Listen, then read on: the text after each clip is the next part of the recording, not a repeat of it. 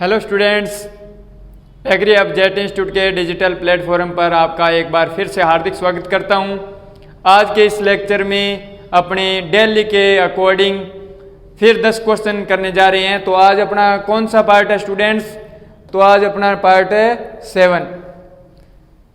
Okay, चलो next question. अपने पास students first question क्या है? यहाँ पर फर्स्ट क्वेश्चन है कि परदीप्तकालिकता यानी कि फोटो पीरियोडिज्म।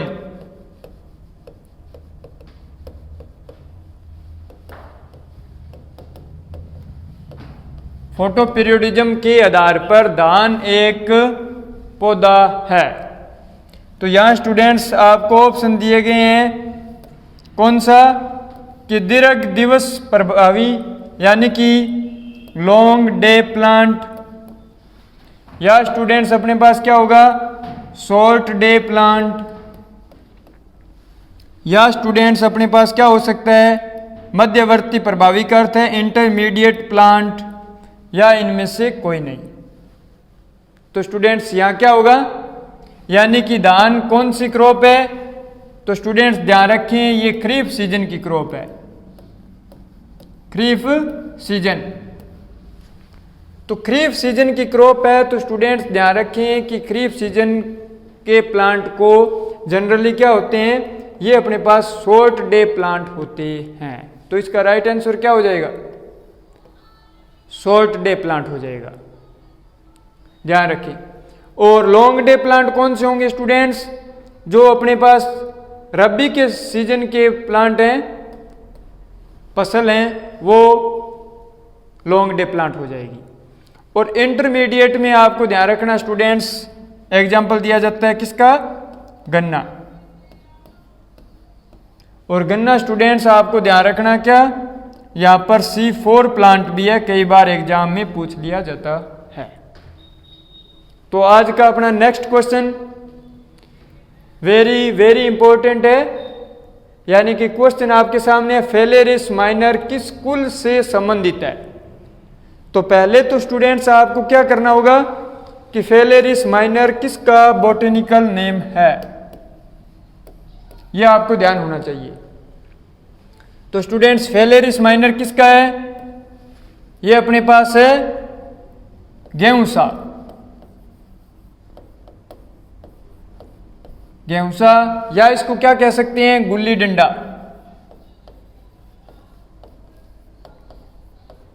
या इसको क्या कह सकते हैं? गेहूं का मामा।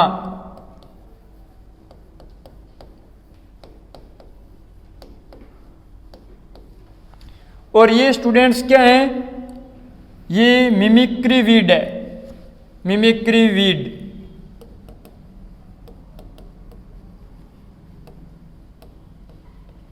और यहां पर मिमिक्री वीड का अर्थ क्या है? यानी कि नकलची खरपतवार है।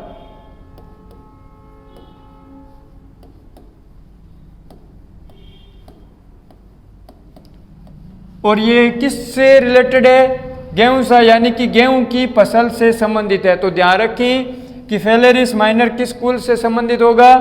यह भी ग्रेमिनी कुल का होगा। तो इसका राइट आंसर क्या हुआ? ग्रेमिनी है।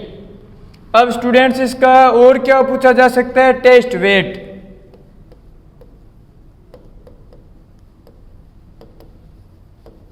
यानी कि परीक्षण भार। पहले तो स्टूडेंट्स ये ध्यान रखना कि परीक्षण भार होता क्या है, यानी कि 1000 सीड के वजन को, 1000 बीजों के भार को क्या कहते हैं? टेस्ट वेट कहते हैं, या परीक्षण भार कहते हैं।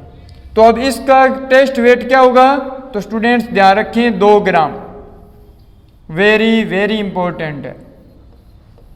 हो जाएगा याद? ठीक है। अब यहां साइप्रेसी कुल से कौन सा है? तो ध्यान रखना दूब घास, यानी दूब घास का नाम क्या है स्टूडेंट्स? Cyperus rotundus. फिर सोलेनेसी में अपने पास कौन से प्लांट आते हैं? तो आपको बता देता हूं, आलू, टमाटर, मिर्च। तो यह ध्यान रखें। फिर अपने पास स्टूडेंट्स मालवेसी में कौन सा प्लांट आ रहा है, तो मालवेसी में अपने पास कपास, भिंडी, तो ये आप ध्यान रखें। फिर अपने पास नेक्स्ट क्वेश्चन यानी कि 3rd नंबर क्वेश्चन क्या दिया है कि किसके मध्य संकरण से ट्रिटिकेल तैयार किया गया है। तो यहां पर आपके सामने है ऑप्शन, यानी कि फर्स्ट ऑप्शन क्या है, गेहूं क्रॉस राई। गेहूं 2 नंबर अपने पास कौन सा हुआ, जई इंटू में जो, या 3rd नंबर अपने पास गेहूं जो, या अपने पास स्टूडेंट्स क्या हैं, इनमें से कोई नहीं। तो यहां पर स्टूडेंट्स पहले तो आपको मैं इससे रिलेटेड बता देता हूं कि ट्रिटिकेल क्या है। तो ट्रिटिकेल से रिलेटेड जितने क्वेश्चन है वो क्लियर करवा देता हूं। यानी स्टूडेंट्स ये ध्यान रखें कि प्रथम मानव निर्मित धान्य फसल है ये, प्रथम मानव निर्मित धान्य क्रॉप, यानी कि क्या है, man made cereal crop triticale है। तो अब ये किसका क्रॉस होता है, ये स्टूडेंट्स ध्यान रखें कि ये अपने पास गेहूं व राई का क्रॉस है। तो इसका राइट आंसर क्या है, गेहूं इंटू में राई। अब कई बार हो सकता है इसका नाम पूछा जाए, तो यहां पर नाम का अर्थ यहां बोटनिकल नेम देखकर भी पूछा जा सकता है। तो यहां ट्रिटिकम एस्टिवम हो जाएगा और यहां पर अपने पास सिक्कल सीरियल हो जाएगा, सिक्कल सीरियल। तो ये आप याद रखना। फिर स्टूडेंट्स ये देखो कि इसको किस वैज्ञानिक ने विकसित किया। तो रिम्पू नाम का साइंटिस्ट था, उन्होंने इनको विकसित किया। और इनकी प्रथम किस्म कौन सी है, ट्रिटिकेल की। तो ध्यान रखें स्टूडेंट्स कौन सी है, DT46।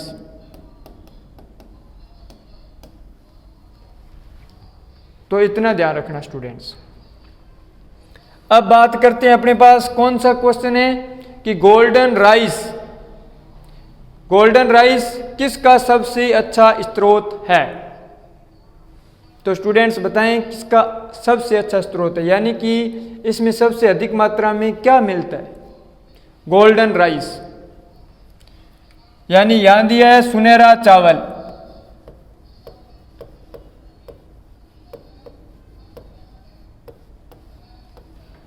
सुनहरा चावल।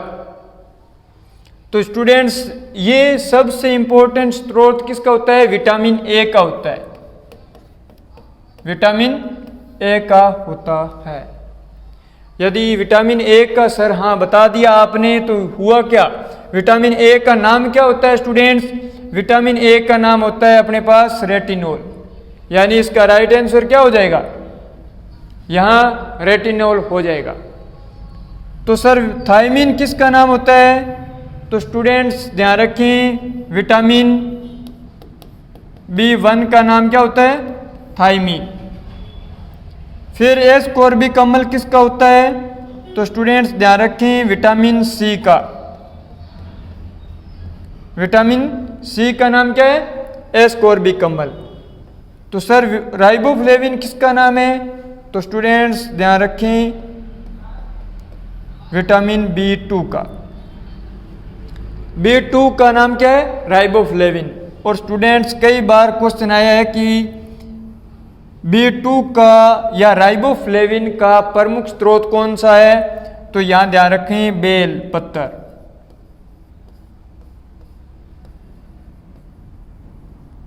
ठीक है ना, तो वेरी वेरी इंपॉर्टेंट है। फिर स्टूडेंट्स अपने पास नेक्स्ट कौन सा क्वेश्चन है कि नेशनल हॉर्टिकल्चर बोर्ड का स्थापना वर्ष कौन सा है। तो यहां पर आपको यह बताना है नेशनल हॉर्टिकल्चर बोर्ड।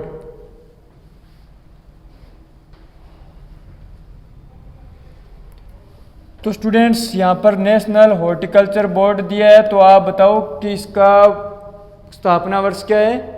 तो यहाँ स्टूडेंट्स कई बार कंफ्यूज हो जाते हैं नेशनल हॉर्टिकल्चर मिशन के अकॉर्डिंग। यानी नेशनल हॉर्टिकल्चर मिशन कब चला? 2005 व 6 में, ध्यान रखें। परंतु नेशनल हॉर्टिकल्चर बोर्ड कब चला स्टूडेंट्स? ध्यान रखें 1984, इसमें स्थापना वर्ष हुआ है। अब ये कहाँ हुआ है सर? तो बताओ, यहां देखो स्टूडेंट्स,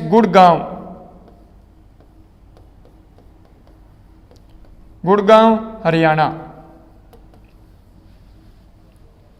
और अब नेशनल हॉर्टिकल्चर मिशन का नाम चेंज कर दिया गया है, यानी कि MIDH, mission for integrated development of horticulture.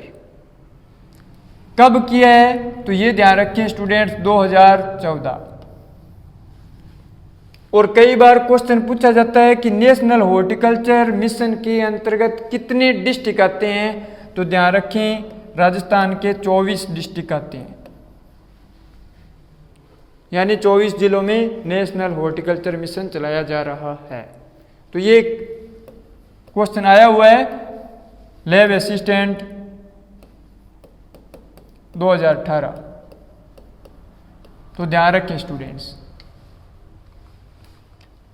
अब यहां पर अपने पास दिया कैच क्रॉप उगाने का मुख्य उद्देश्य होता है, यानी कैच क्रॉप क्या है?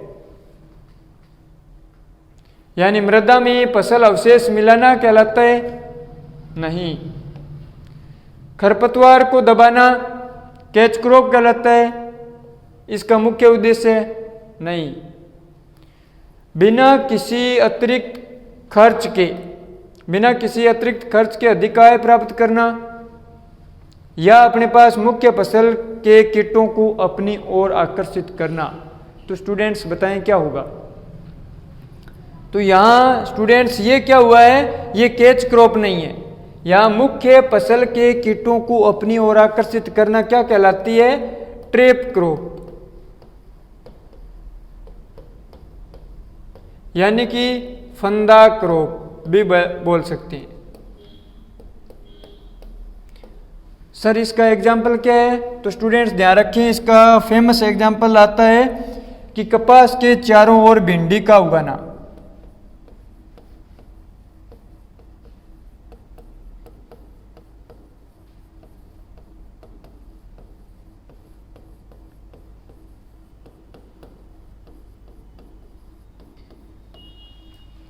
अब इसका अपने पास कैच क्रॉप का अर्थ होता है स्टूडेंट्स कि कई बार अपने वातावरणीय कारणों से मुख्य फसल नष्ट हो जाती है, तो कम समय अवधि में जो फसलें उगाई जाती है ताकि हुई आर्थिक क्षति का भुगतान या नुकसान से बचाया जा सके। तो ये अपने पास इसका जो ऑप्शन दिए हैं उसके अकॉर्डिंग क्या हो जाएगा कि बिना किसी अतिरिक्त खर्च के अधिक आय प्राप्त करना। तो यहाँ इसके अकॉर्डिंग है। और वैसे कैच क्रॉप मैंने आपको बता दिया है कि क्या होती है कि कई बार वातावरण कारण से मेन क्रॉप नष्ट हो जाती है, फिर अपनी कम समय अवधि की जो क्रॉप लगाते हैं ना, वो क्या कहलाती है? कैच क्रॉप कहलाती है। अब यहां पर वेरी इंपॉर्टेंट क्वेश्चन क्या दिया है स्टूडेंट्स? जल स्तर यानी कि वाटर टेबल की गहराई किस यंत्र के द्वारा मापी जाती है?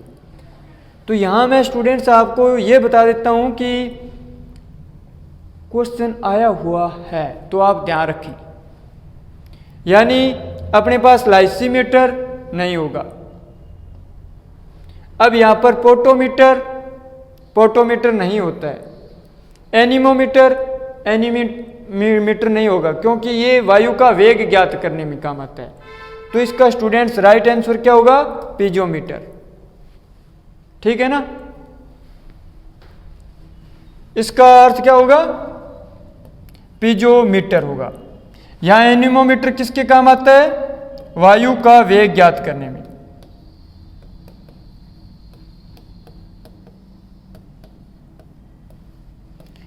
पोटोमीटर किसके काम में आता है? वाष्पोत्सर्जन ज्ञात करने में। और लाइसीमीटर अपने पास इवेपोट्रांसपायरेशन इवेपोट्रांसपायरेशन,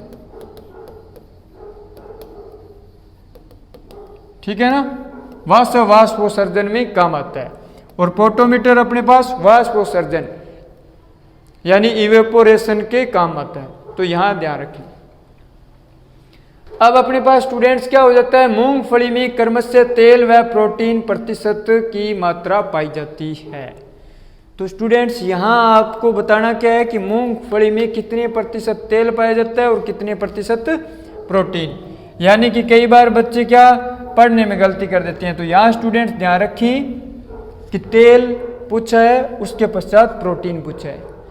तो यहाँ देखो प्रोटीन कई बार बच्चों को याद होता है कि कितना 26%। तो यदि आपको एक चीज याद है तो ये क्या है अपने पास प्रोटीन। मैं करने का तरीका बता देता हूँ, यानी प्रोटीन आपको ध्यान है 26%। तो यहाँ देखो स्टूडेंट्स ये क्या हुआ, ये तो 50 है तो ये नहीं हो सकता। यहाँ पर ये 45 है, ये नहीं हो सकता। यदि आपके दो को ऑप्शन क्लियर कट कॉन्फिडेंस से आपने अलग कर दिए, फिर आपका क्या रिस्क लेने का चांस रहता है, यानी सर इस पर करें या इस पर करें। तो ध्यान रखना तेल कितना होता है स्टूडेंट्स, तेल इसमें होता है 46 से 52%, ठीक है ना। तो यहाँ आपका क्या जाएगा ऑप्शन, फिर यहाँ पर 45% हो जाएगा। तो ये ध्यान रखें। तो इसके ऑप्शन के अकॉर्डिंग राइट आंसर क्या हो जाएगा 45:26। अब यहां पर यह भी कई बार इंपॉर्टेंट क्वेश्चन बन जाता है कि प्याज का उत्पत्ति स्थान है, क्योंकि इस प्रकार के कई बार क्वेश्चन आ जाते हैं। कई बार हो सकता है आलू का आ जाए, हो सकता है सोयाबीन का आ जाए, हो सकता है मूंगफली का आ जाए। तो अपने को ध्यान होना चाहिए, यानी प्याज का उत्पत्ति स्थान है। तो स्टूडेंट्स यहां ध्यान रखें कि प्याज का उत्पत्ति स्थान क्या है। तो देखो चीन नहीं है, चीन सर किसका है, तो चीन मुख्यतः ध्यान रखना स्टूडेंट्स सोयाबीन का, ठीक है ना। मस्टर्ड का भी होता है। सर अफगानिस्तान, अफगानिस्तान स्टूडेंट्स ध्यान रखना गाजर का। सर यूरोप का, यूरोप स्टूडेंट्स ध्यान रखना मूली का, ठीक है ना। और यहां पर सेंट्रल एशिया क्या हुआ, सर ये तो अब प्याज का होगा। हाँ सेंट्रल एशिया किसका है, प्याज का है, ध्यान रखें। यहां मूली भी होता है, सौंफ भी होता है, ध्यान रखना।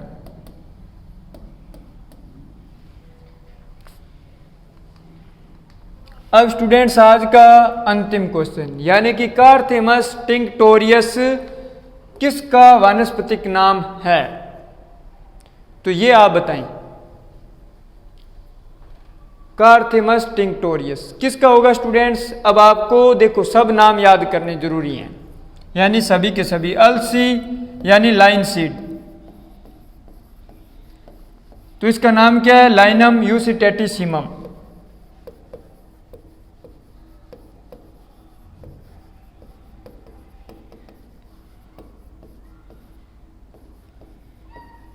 ठीक है ना। सूरजमुखी का यानी सनफ्लावर, सनफ्लावर का क्या हो जाएगा स्टूडेंट्स, हेलियंथस एनस। राई का मैंने बता दिया सिकल सीरियल।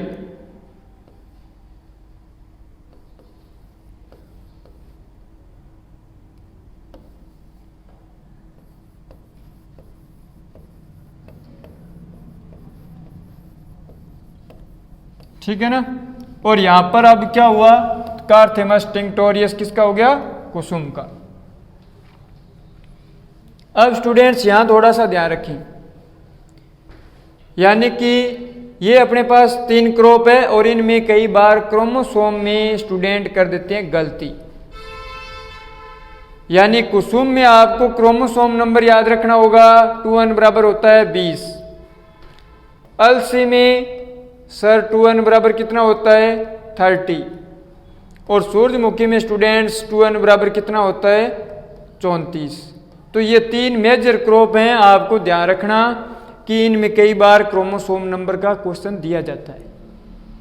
तो यहाँ आज आपको पता चल गया होगा कि कार्थिमस टिंक्टोरियस किसका वानस्पतिक नाम है, कुसुम का है। तो यहाँ इतना ही है, आज का अंतिम क्वेश्चन था।